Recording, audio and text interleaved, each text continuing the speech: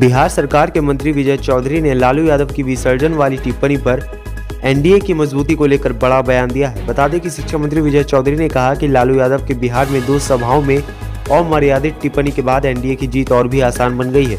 वहीं विजय चौधरी ने कहा कि लालू यादव के लगातार दिए गए अशोभनीय टिप्पणी की वजह से लोगों को उनके पुराने शासनकाल की यादें ताज़ा हो गई है। वहीं उन्होंने कहा कि मुख्यमंत्री नीतीश कुमार के नेतृत्व में विधानसभा उपचुनाव में जनता दोनों सीटों पर जदयू को फिर से विजय बनाएगी।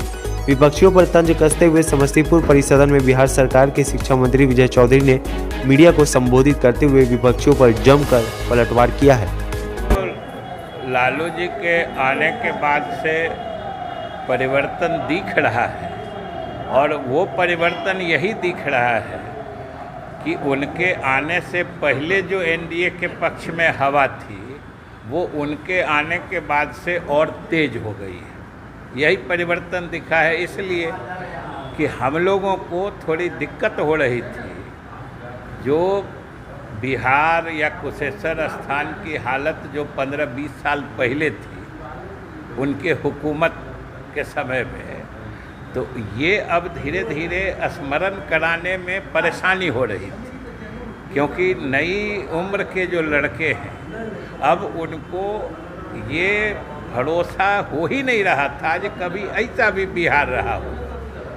तो पुराने लोग जो हैं जिनको हम लोग याद कराना चाह रहे थे, जिसमें हम लोग को परेशानी हो रही थी, वो खुद आए और जैसी जैसी भाषा का प्रयोग कर रहे हैं कि हम लोगों का काम आसान हो गया। और इनके आने से इनके ज़माने का शासन, इनके ज़माने की नारकीय स्थिति, इनके ज़माने की गंदी भाषा सब लोगों को याद आ गया।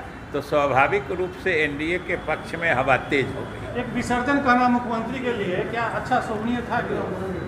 अरे ये तो कितना अशोभनीय है, या मुख्यमंत्री जी को कितना सदमा लगा सब आप देख सकते हैं। इसलिए हमने तो एक ही पंक्ति में कहा कि लालू जी का आना एक तरह से हम लोगों के लिए शुभ है, इसलिए कि लोगों को फिर से पुरानी बातें, जो बिहार की नारकीय स्थिति थी, राजनीति में जिस तरह की अशोभनीय और मर्यादित भाषा का प्रयोग होता था, ये सब चीज़ों का ट्रेलर लालू जी ने आते ही दिखा दिया है और हम लोगों का काम आसान कर दिया। क्या लगता है वास्तविक में है अनुभव या कुछ दिखावा है?